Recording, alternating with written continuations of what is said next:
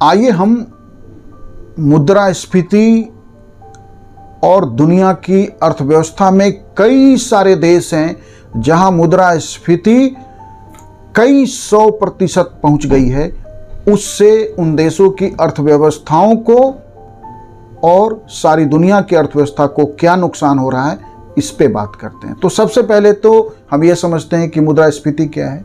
मुद्रास्फीति का सीधा अर्थ है कि जब वस्तु और सेवा की कीमत आपकी मुद्रा की तुलना में बढ़ जाती है। यदि हमने मान लिया कि एक पेन हमने 10 रुपीज का परचेज किया या एक ब्रेड हमने 10 रुपीज का लिया, यदि उसी ब्रेड के लिए हमें अगली बार 12 रुपीज 15 रुपीज कुछ भी देना पड़ रहा है, तो ये हमने पेन तो ही लिया जो हमने कुछ दिन पहले 10 रुपीज में लिया था, या ब्रेड का पैकेट जो 10 रुपीज में लिया था, अब उसी बात के लिए 15 रुपीज देना पड़ रहा है। तो इसका मतलब है कि कितना प्रतिशत आपने एक्स्ट्रा पे किया, 50%। 10 रुपीज की वस्तु का मूल्य 15 में खरीदा, तो इसका मतलब 50% मुद्रास्फीति हो गई में वृद्धि।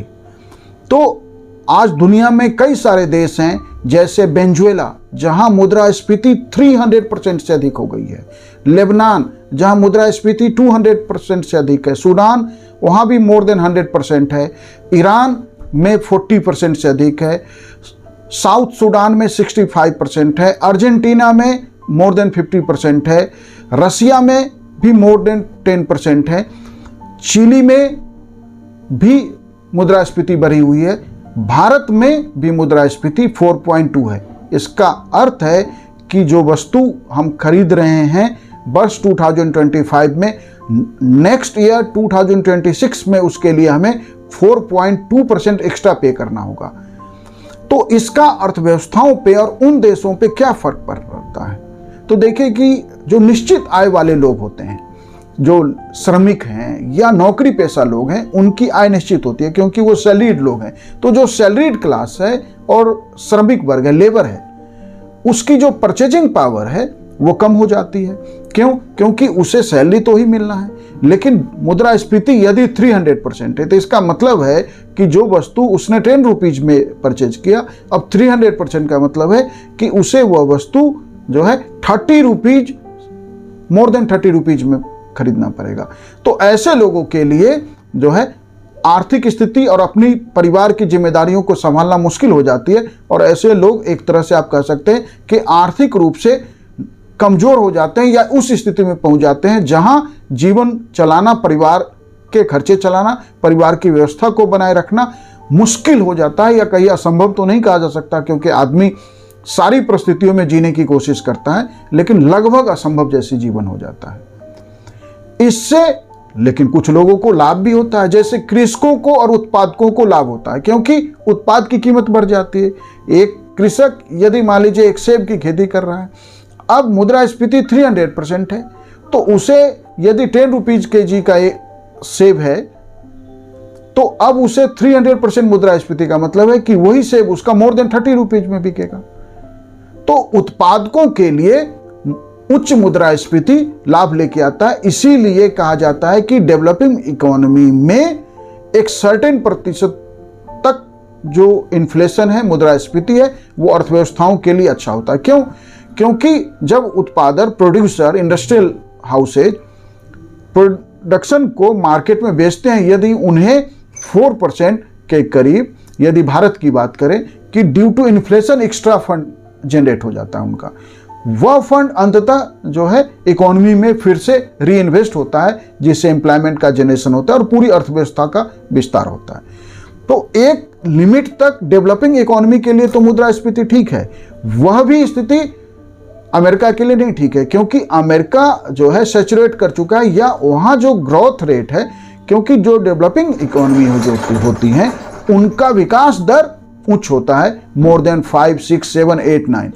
वही जो डेवलप कंट्री हैं उनका विकास दर कम होता है 1, 2, 3%। और यदि मान लीजिए अमेरिका में जो है ग्रोथ रेट 2% प्लस है और इन्फ्लेशन 4% भी हो जाए, तो वहाँ के लोगों के लिए परेशानी, आर्थिक परेशानी वो बढ़ा देगा।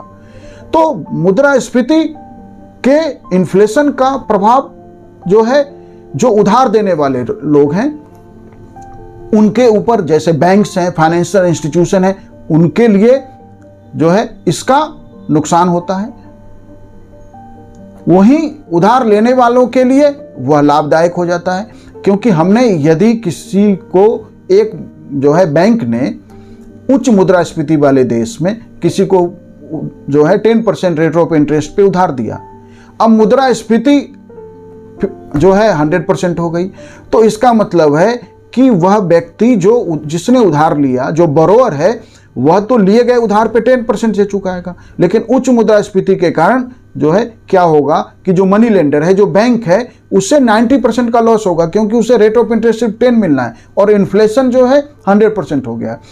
तो हाई इन्फ्लेशन मनी लेंडर्स के लिए, बैंक्स के लिए, फाइनेंशियल इंस्टीट्यूशन के लिए तो लगभग ऐसी स्थिति हो जाती है कि वो बैंकरप्ट तक हो सकते हैं फाइनेंशियल इंस्टीट्यूशन।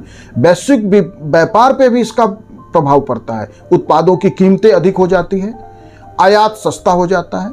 तो अंततः इन्फ्लेशन जो है दुनिया के कई देशों में अस्थिरता का मुख्य कारण आज बना हुआ है। वैसे इसे नियंत्रण में भी लाया जा सकता है यदि उस देश की सरकार जो मार्केट में करेंसी का फ्लो है उसे कम करे, जो वहाँ का सेंट्रल बैंक है वो अपनी मुद्रा को नियंत्रित करे। मार्केट में सर्कुलेशन जैसे जैसे कम होगा, इन्फ्लेशन कम होगा, लेकिन अर्थव्यवस्थाओं को चलाने के लिए सेंट्रल बैंक को जो है मुद्रा का प्रसार भी बनाए रखना पड़ता है। तो अंततः वह देश, जिन देशों में उच्च हाई इन्फ्लेशन है, यदि वो देश चाहें तो अपनी नीतियों से इन्फ्लेशन को कंट्रोल कर सकते हैं, टैक्स में बढ़ोतरी करके, जो पब्लिक एक्सपेंडिचर है उसमें कमी लाकर, मतलब कि आपको मार्केट में एक्स्ट्रा जो मनी है सर्कुलेशन में, उसे आपको वापस लेना है। इस तरह से इन्फ्लेशन को चेक किया जा सकता है। आज दुनिया में वेनेजुएला से लेके अर्जेंटीना तक बहुत सारे देश हैं जो उच्च मुद्रास्फीति के कारण उनकी अर्थव्यवस्था खतरे में है, और यदि वो नहीं संभाल पाए, उस देश की सरकार और सेंट्रल बैंक ने इसे मैनेज नहीं किया, तो कई सारे देश सिर्फ इन्फ्लेशन के कारण बैंकरप्ट हो जाएंगे। और ऐसा जो है पहले हमने देखा है कि जिम्बाब्वे लगभग फेल्ड स्टेट तक ड्यू टू इन्फ्लेशन पहुंच गया। Thank you.